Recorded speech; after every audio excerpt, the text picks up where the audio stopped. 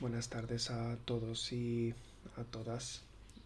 Soy Frun y hoy he decidido grabar este vídeo para ofreceros cuatro o cinco apostillas, cuatro o cinco apuntes que he estado recopilando en el proceso de redactado de mi tesis de máster, que la he empezado a redactar este verano y finalizaré, supongo, antes del verano del año que viene, si hay suerte. Y me interesa compartir este pedacito de trabajo, particularmente en lo que refiere a una figura del psicoanálisis, a un tipo de personalidad que describe el psicoanálisis muy particular y que tiene relación con un tipo de masculinidad contemporánea que funde dos tipos, diría yo, de subjetividades. Por un lado, la conservadora, paterfamilias, esta idea de hombre, de masculinidad ruda, seria, inaplacable, fría, que siempre debe ganar, competitiva, que tiene que ser el mejor, etcétera. Y esta identidad se funda con otro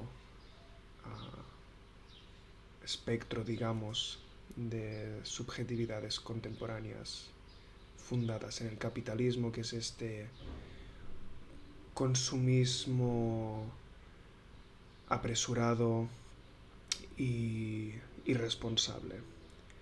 Eh, También decir que esta figura del psicoanálisis o este tipo de subjetividad me gustaría leerla también en clave crítica, en clave biopolíticamente crítica, eh, en clave de género, en clave feminista si se quiere, en el sentido de que palabras a las que asocio con esta figura histórica, como podían ser responsabilidad, educación eh, infantil, como ya veremos, deben pasar por un filtro crítico, en el sentido de que cuando hablemos de responsabilidad no estamos refiriendo quizás a una crítica que pueda hacer Nietzsche a esta responsabilidad como deuda, como culpa, eh, que deviene de los valores judeocristianos. Y evidentemente todo lo que vaya a decir sobre la construcción de esta subjetividad debe tener una lectura biopolítica postestructuralista, en el sentido de que se debe encontrar en la raíz de cómo está construida la sociedad, de los mecanismos y los dispositivos de captura y de control biopolíticos heterocapitalistas, la razón por el desarrollo de esta subjetividad. La subjetividad, o para entrar ya en el tema de la que estoy hablando, se conoce como el canalla en psicoanálisis, y tiene este tono de señorito. El canalla es un señorito, y este señorito procede con un goce infantil, con un goce del principito. Y repito que este goce infantil no es la metamorfosis nietzscheana del niño creador, del niño que crea los propios valores a partir del juego y del disfrute, sino que es un goce infantil en el cual el sujeto goza de lo que no es, y esto podemos verlo representado, por ejemplo, en, en estas personas que se creen lobos de Wall Street, que se creen economistas, sobre todo cuando hubo el boom de las criptomonedas o cuando hubo el boom de los NFTs. ¿Dónde se halla el goce en estas personas? En aquello que no son. ¿De qué goza el forzudo que performa esta personalidad y esta imagen fuerte de estatua griega en las redes? De lo que no es. Este complejo de inferioridad no queda aplacado mostrándose como fuerte, como forzudo. Digo que este goce infantil es un goce de aquello que fue y que ya no es. Es una repetición gozosa de una fantasía, de algo que en algún momento les dio placer o que lo vivieron como placentero y que no han salido de este encuadre fantasioso. El canalla tiene mucho de este goce infantil, de este, pues eso, de este gozar de aquello que no es y construir una imagen alrededor de aquello que precisamente manca. Este señorito, este canalla, goza precisamente de ser príncipe.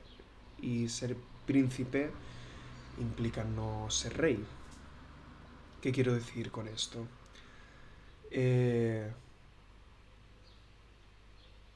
Pongamos como ejemplo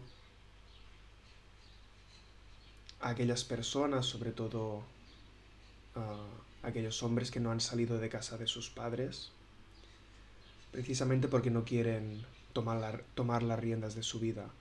Y no voy a entrar en moral ni en un juicio acerca de por qué no pueden o no quieren salir de casa de sus padres, pero en todo caso es esta incapacidad de hacerse cargo de su vida y de la cual construyen una narrativa que pasa por no pasar por la castración en sentido psicoanalítico, es decir, no aplacar la ley.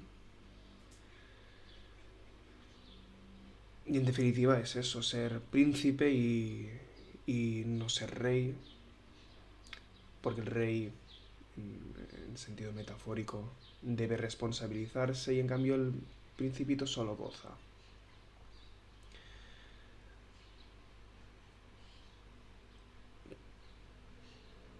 ¿Por qué quiere o qué quiere conseguir eh, el principito siendo principito? Que le hagan caso, pero no mucho, porque no tiene sentido de la responsabilidad. Y en este sentido la responsabilidad no debe leerse, como he dicho antes, en clave judeocristiana, en la clave de la culpa, de la deuda.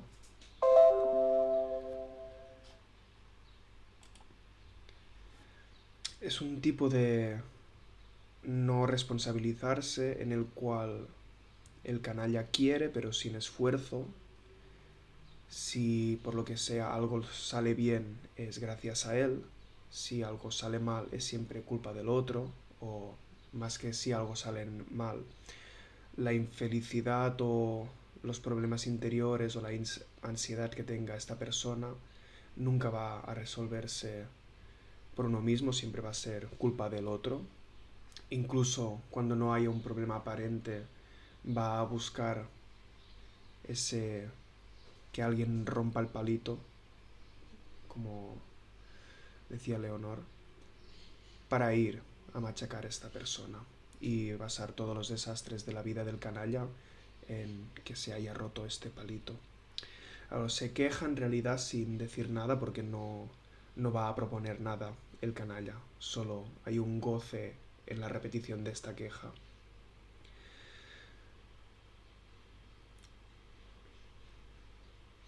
Y va a evitar a toda costa la responsabilidad porque tiene un buen manejo de la mentira y de transverjar la verdad. Siempre pone excusas el canalla.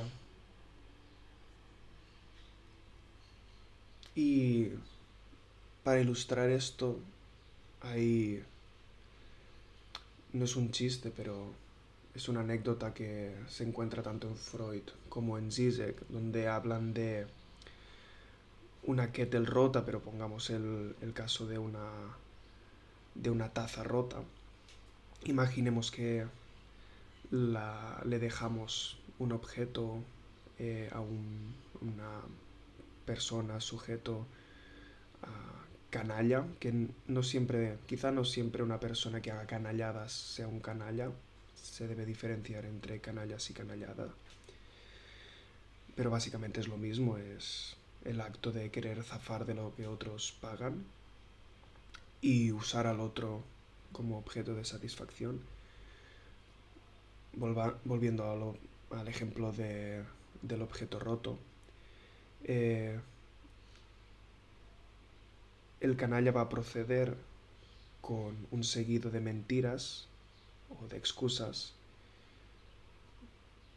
cada una de las cuales va a negar la proposición anterior.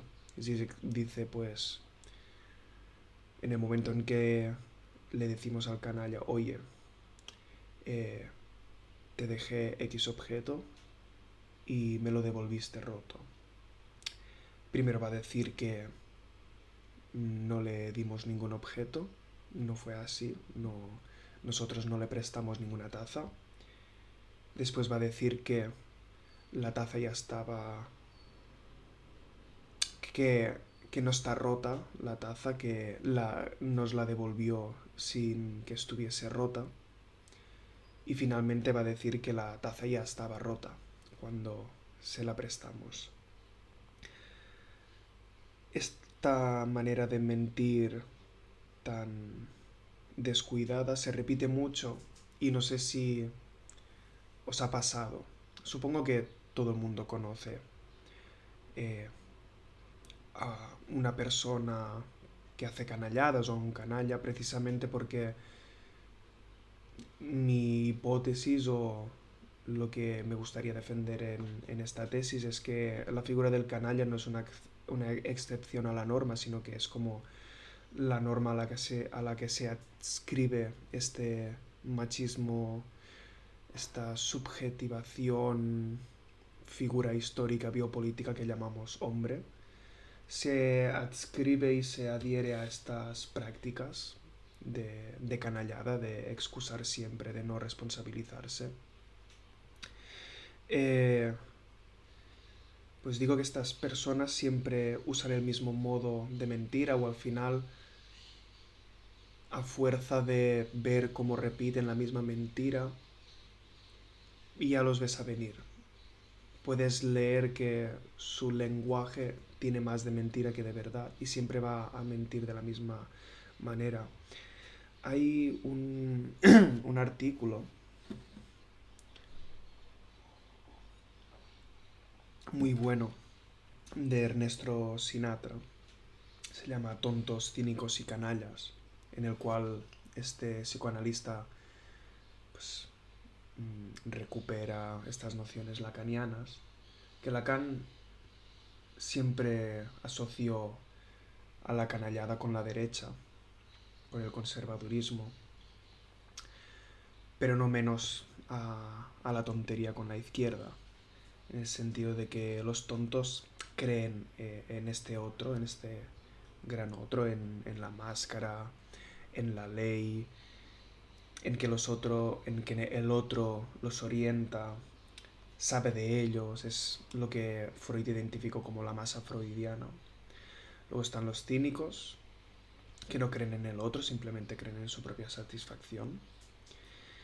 Y luego están los canallas, que es que saben hacer uso puntualmente de la tontería, sabiendo que no existe el otro, que no hay otro del otro, en el sentido de no hay legislación última de la verdad, de que el lenguaje eh, saben que es meramente performativo, que no obedece a ninguna ley de fijación última.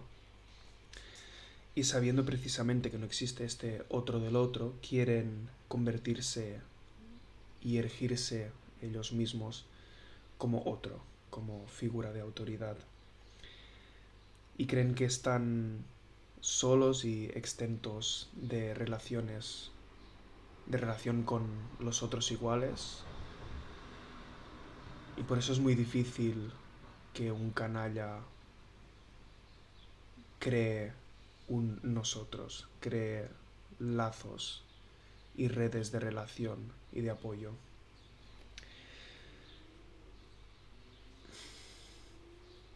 Y la relación que tiene el canalla con el otro, con esta figura de autoridad, es una relación compleja, porque aún no creer en el otro, en el sentido de que haya alguien que impugna una ley, que decida la ley, invoca al gran otro con mucha asiduidad, repite mucho la invocación del otro, en el sentido de que siempre va a poner como excusas para no responsabilizarse o como para no tener una deuda más adelante, siempre va a invocar al otro, en el sentido de que va a decir, no, es que he oído que, o esta persona importante, o que sea, un noticiero, eh, si estamos hablando de un jefe o de un compañero de trabajo, va a aludir a una figura importante del mundo, pues yo qué sé. Si trabajáis de mecánico, pues va a hablar de algún conductor famoso, de alguna empresa eh, de ingeniería mecánica famosa, y va a decir, he oído que esta persona me ha dicho que debemos hacer esto. Esta invocación en el otro, sabiendo que no es verdad, sabiendo que no funda su opinión en ninguna verdad. Porque precisamente el canalla aspira a convertirse en el otro, con la paradoja de que sabe que el otro no existe, de que no hay ley última, simplemente quiere aparentar ser poseedor de la ley. Esto es un problema porque en el momento en que se destapa la farsa hay un contacto directo con lo real, con aquella dimensión traumatizante, eh, innombrable, inefable, que puede quizás relacionarse con la forclusión, con la expulsión de ciertos significados concretos, como por ejemplo la vergüenza, afrontar la realidad, afrontar la verdad, todo esto el canalla lo ha forcluido, que es que lo ha expulsado. Directamente no existen estas palabras en el diccionario personal del canalla. Luego, claro, al caer el velo de la fantasía, al caer esta pantalla donde se proyectaban las mentiras, hay un contacto con una dimensión demasiado traumatizante como para poder ser soportada.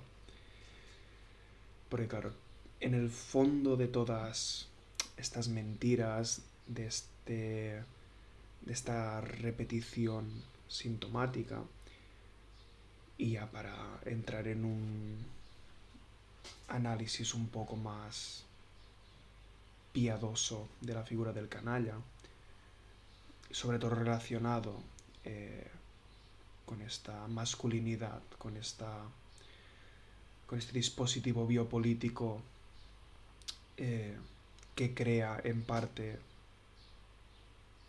esta manera de actuar del canalla.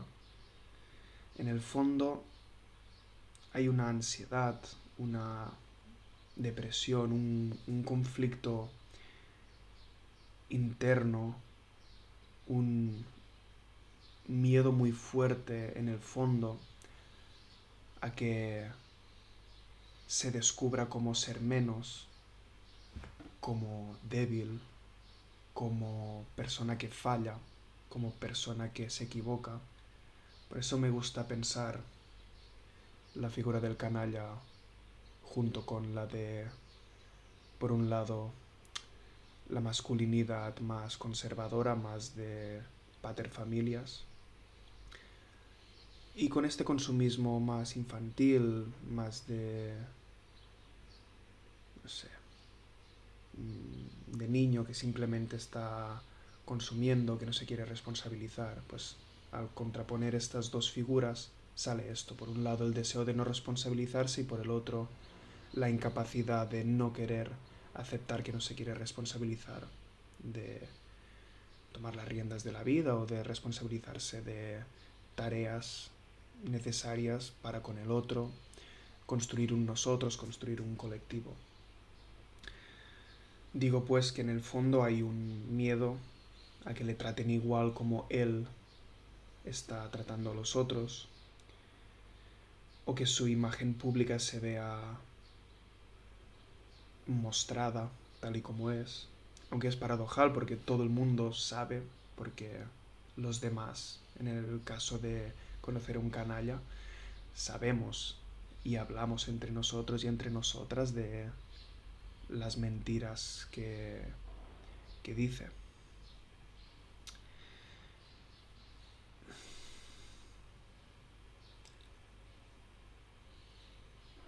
Por lo tanto, hay una dimensión de una frustración, de no querer aceptarse, no querer aceptar esta dimensión tan humana que tenemos de equivocarnos, de no poder siempre llegar a todo, que no le es permitida por el canalla, precisamente por la educación que haya tenido. Pues una educación heteropatriarcal, una educación basada en unos valores muy rígidos, y que eso hace que sea incapaz de escuchar al otro, de aceptar que se haya equivocado, que haya fallado en algo, y eso hace activar ciertos mecanismos de defensa que en realidad muestran, quizás en mayor o menor medida, un trauma, para evitar, o sea, el mecanismo de defensa este intenta evitar que se repita una violencia que ya haya sufrido, por ejemplo, que un padre le haya llamado despectivamente niña, maricón, o que el grupo de colegas le hayan despreciado por mostrarse vulnerable.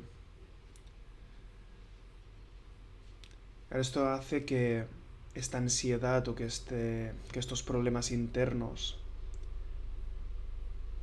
se manifiesten o hagan que desarrolle una capacidad muy elevada para manipular el inconsciente del otro. Es un gran estafador. Los canallas son muy estafadores.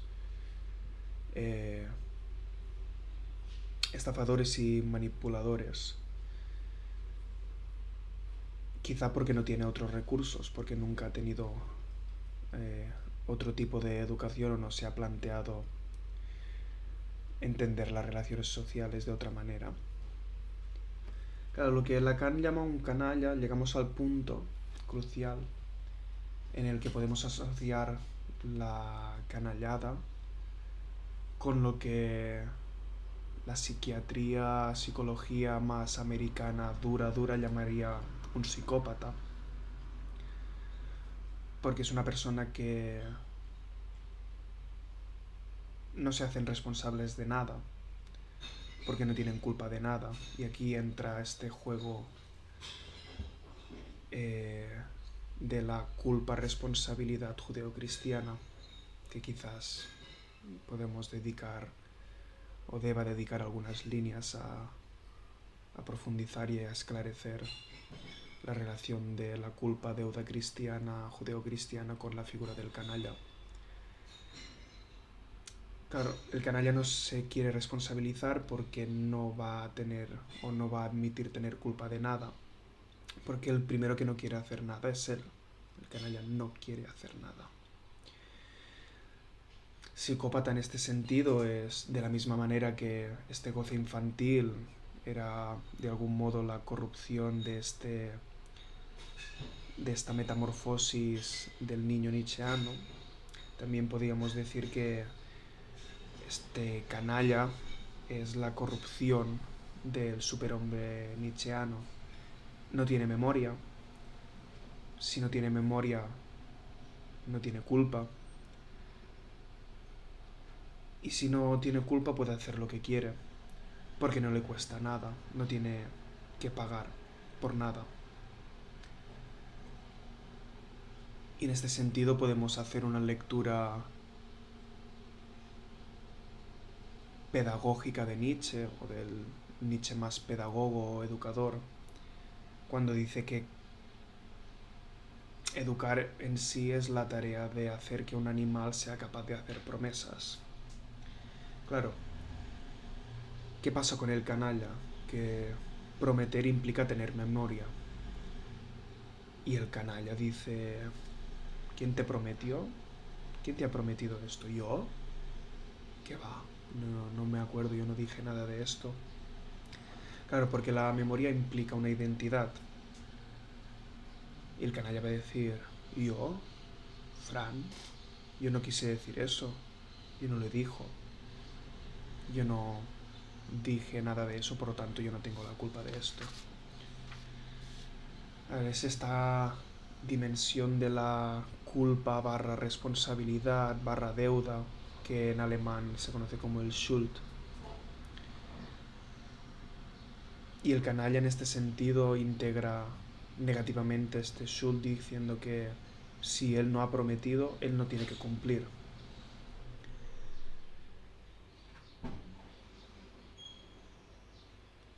Y en el fondo estas mentiras, esta agresividad y estabilis, quizás, y esto es lo que me gustaría también defender y estudiar de alguna manera, quizás en el fondo hay una demanda de amor, hay una llamada de socorro a la que nadie atendió en el proceso de desarrollo de esta subjetividad canalla.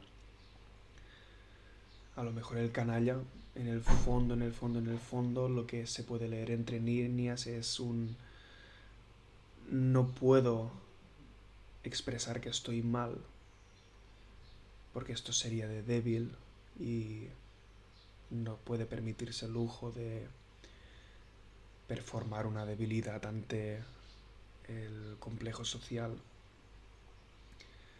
porque no le han enseñado a expresarlo, o dicho de otro modo, le han enseñado a no expresar esta debilidad, a que está,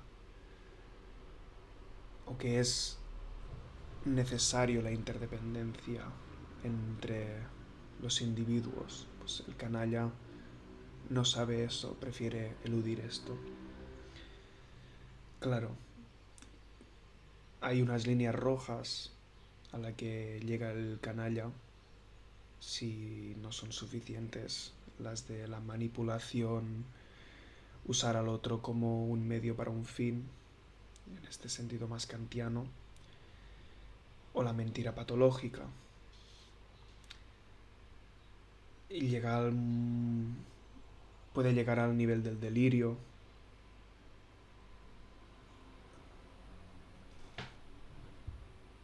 a la disociación con el mundo exterior, al nivel de no responsabilizarse por cosas, que algo grave pase y que a la vez no sea capaz de entender lo que ha sucedido, al mismo tiempo que le come la angustia porque sabe que hay algo allí que tiene que afrontar en calidad de deuda o responsabilidad.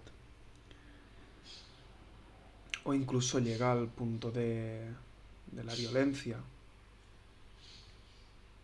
Esta violencia que tiene que ver con el miedo virtual a la castración, a saber que el otro, que los otros sabemos lo que ha sucedido y que el canalla lo integre como una especie de profecía autocumplida. Y de momento esto sería todo, o para no alargarlo más. Estos son los 4 o 5 apuntes que tenía. Podía haberme extendido un poco más, pero de momento creo que llevamos media hora y que ya está bien. Y yo creo que todos y todas tenemos relación o conocemos a un canalla, precisamente porque esta sociedad heterocapitalista ya hace lo posible para crear estas subjetividades que a la vez consuman o hagan que se domine o que se explote al otro, a la vez que se justifique basándose en esta no responsabilidad de yo tengo que hacerlo, me obligan a hacerlo. Incluso se podría decir que el capital o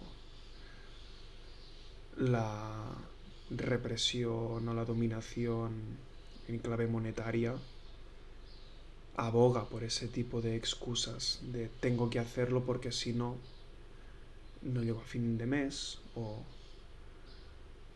yo qué sé, los otros me obligan a hacer eso. Luego creo que, para cerrarlo un poco, que la figura del canalla no es, como he dicho, una excepción a la norma, sino que es la norma en calidad de sujeto histórico o de figura sociohistórica que tenemos hoy. Y nada, para no alargarlo más, gracias por escucharme. Si os parece interesante, voy a ir compartiendo los apuntes que tenga de el redactado de la tesis o de otras cosas que esté redactando.